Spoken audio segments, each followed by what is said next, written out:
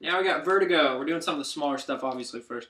Next up, we got Greek Street 1 and 2. Number 1, I wanted to point out Greek Street number 1. I'm sure it's a reprint. I got it for $1, though. Fuck, I don't care if it's a reprint. For $1, that's fucking awesome. And it's a $2.99 title.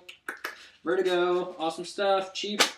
Which, you know, a year ago we wouldn't have been saying, oh, that's that cheap, because everything was fucking $2.99. But, hey, you know, the bigger guys drive up the prices. It makes Vertigo look more appealing. I don't know if anybody would agree. Click on down there. And then when I do that, I'm not pointing at my nuts. I noticed the camera's a little higher now. Now it looks like I'm like, click on my nuts, bitch, and tell me what the fuck's up. But I'm not. I'm not telling you to click on my nuts. I'm married. That'd be adultery. Different area codes? No! She'll see this and she'll kill me! So, no, I'm just kidding. So Greek Street's cool stuff. It's, like, dirty, grimy, fucking Greek mythology brought into modern day. You get Oedipus up in this bitch. And let me tell you, if you're not sold on the idea of doing, like, a Greg style... Just imagine, like, a Greg Rucka on Greek mythology in an urban city. And that's basically what you got Peter Milligan bringing you here. Great stuff. And so having sold you on that, hopefully, if I haven't sold you enough, then let me just say that in the first issue, you get a dude sleeping with his mom and a dude getting his wiener cut off. And they're related stories. Oh, awesome, twisted shit. Belongs in the Asylum, right, ladies and gentlemen? So if you like the Asylum, you're going to like Greek Street. It's fucking weird. We're fucking weird. It's awesome.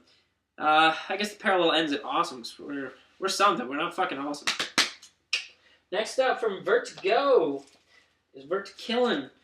We got the Unwritten. What numbers are we on, Knuckles?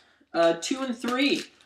This continues to be an awesome idea and story. Oh, the glare is just fucking killing me. There we go. Great stuff again from Mike Carey and Peter Gross. They're awesome to read back to back. I hate to say it, but I'm really contemplating switching to trade paperback just because I would like to read it in like 6-issue blocks or whatever the story arc is. It's kind of like Walking Dead for me, where it's great in individual pieces, but in a whole tapestry combined, it's brilliant stuff. And so lately I've been lucky enough where I'm just catching up on Unwritten. And so a couple times now I've gone back and then it's like, oh, issue 3's out. Oh, look, reprint 4, or reprint 3, issue 4, something like that. So it's kind of nice. So I've been getting in blocks. I don't know if I can handle it a month at a time. I probably forget some shit. Just read too much shit. I got to start consolidating trade paperbacks just because I forget whole storylines. I forget I read some shit sometimes. That's another reason why comics like crack. You don't cracked out and you forget shit you do. Never done crack. I'm not sure if that's true. I know when I get drunk sometimes I go time traveling and lose whole blocks of fucking time, but you know, what the fuck are you gonna do? Just drinking. So Unwritten's fantastic.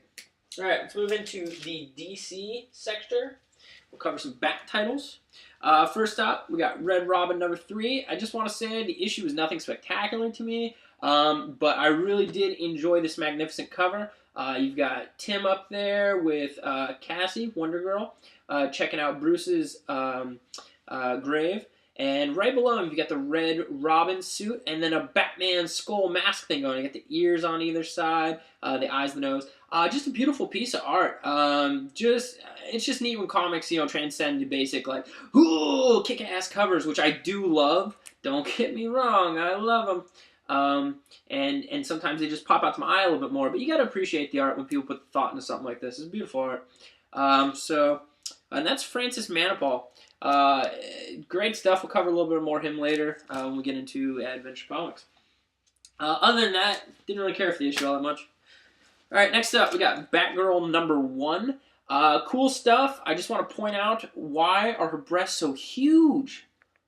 I mean, I'm not complaining here, but that's crazy. And so this and a couple other covers this week made me really realize how predominant the male breasticles get thrown out there in these covers to try to attract readers. Just crazy.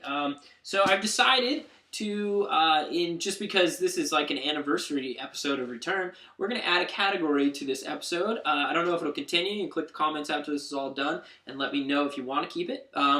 but we're going to start a new category, and that is going to be one of them. And we will get to what that category is at the end. It'll be a big unveiling that won't be so big and probably won't be that awesome.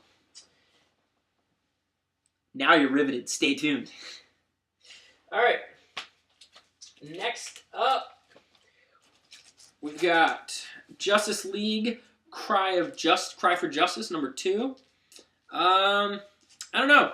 Thought I had something to say about this, but while I'm holding it up, I guess all I really got to say is I really didn't enjoy it as much as the first one. Art's okay. I don't know. I guess the shine of the first issue wore off of me. I guess I didn't really have as much to say about that. Sorry. Next up, Secret 6 #12.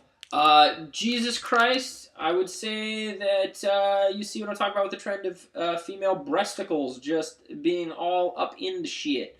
And then it's the dominance thrown in there too, crazy. Other than that, this is another one of the ones where the cover is basically all I wanted to point out. It's pretty cool. I like it as a male. And the rest of it just really wasn't that awesome. Next up, Titans 16. Another cover, quite like the last. As you'll see, boobtacular.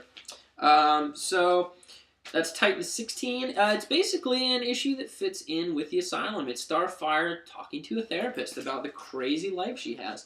And, you know, here at the Asylum, you'd think we'd say, hey, you know, we'd like to sympathize with you, but shut the fuck up. We don't care. We don't want to see a superhero sitting there talking about her problems for a whole issue, unless it's done real well, like Peter David did it with X-Force. Or X-Factor, I'm sorry. So, I don't know. If you can't do it right, don't do it. And I was really disappointed because it's Yost.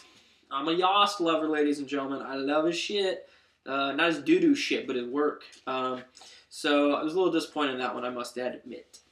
But that cover is going in with the other grouping I talked about earlier. Next up, we got the return of Superboy to his own comics, suckers! Adventure Comics #1, and I also liked that they added what it would really be, which is 504. Very fucking cool to add that. I think more people would have less of a problem if they did that on more titles where they reverted back to one. Cool, smart move. DC, wish Marvel would do it more often and revert things like Wolverine back to their normal numbering, or at least put the real number underneath. They did it for a little while with Amazing Spider-Man and shit like that before they returned it to its original numbering. So, should always hope. Everything always goes back. Shit goes in cycles, ladies and gentlemen. Anyway, fantastic issue by Jeff Johns and Francis Manapul. As I talked about earlier, Francis Manapul's art is glorious. Beautiful shit here. Just real living art. Also, the writing by Jeff Johns is fantastic. The surprise at the end with the list. Oh shit, are we getting some craziness here or what? Adventure Comics, and the Legion stuff in the back with Starman. Anytime we get some crazy-ass Starman up in the Asylum is a good day for everyone. I'm a huge fan of Starman. I'd like to get me a Starman action figure. I'd put him right here, and Starman and I would do Crazy Asylum together. Maybe I'd rename it Burpee and Starman's Asylum. It would be pretty fun. Anyway, so I liked Adventure Comics numero unos, or 504 for all the old-time fans. All around good title.